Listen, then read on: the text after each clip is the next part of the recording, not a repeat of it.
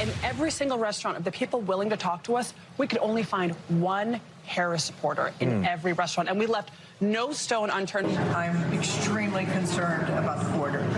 Illegals, they gotta go. People are coming here seeking asylum. Baloney. They're coming here for the freebies. There are people who have come here legally.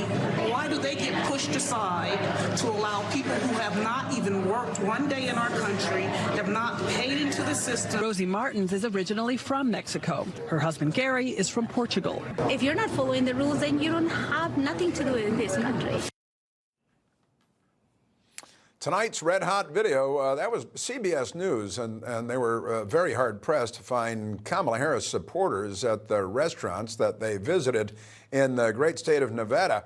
As you heard, immigration was a top concern with voters there, the diners there, and this year alone, over 530,000 Haitians, Venezuelans, and Cubans and Nicaraguans have been granted legal status, even though they came in illegally, under a mass parole plan.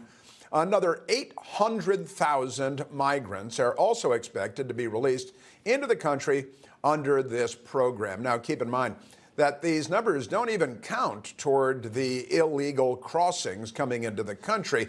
Most are given a free 2-year stay in the United States, but if you think that they're going anywhere at the end of those 2 years, then, think again.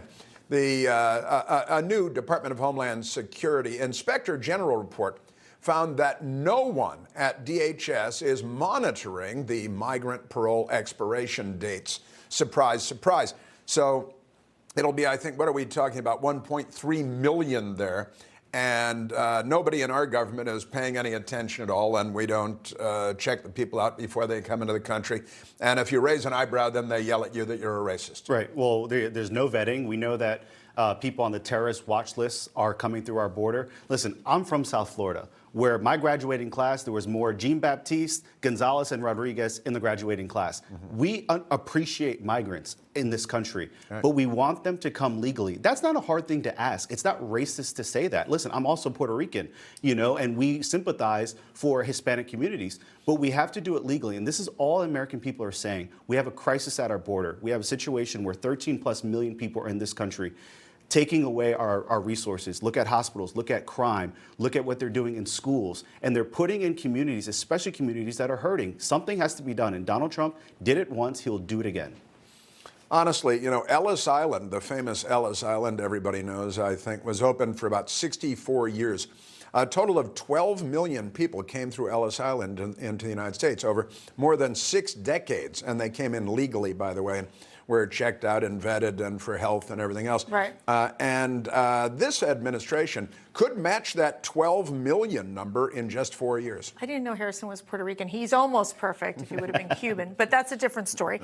No, but look, it's out of control, right? America's a very generous country, okay? We have 1 million immigrants that come here legally, that stand in line, that apply, and they are frustrated to watch that people are coming in illegally. And you know what? I was at the border. I spoke to those individuals entering our country illegally. It was about the economy. It's because they wanted to come here for jobs. It wasn't because of asylum or political persecution. No, they pay these drug cartels, they pay these other individuals to let them come in, and it's just a very broken system. It certainly is. Venezuelan dictator, socialist, glory boy, Nicolas Maduro, he isn't taking back any of the illegal aliens and gang members out of his country that have fled to the United States.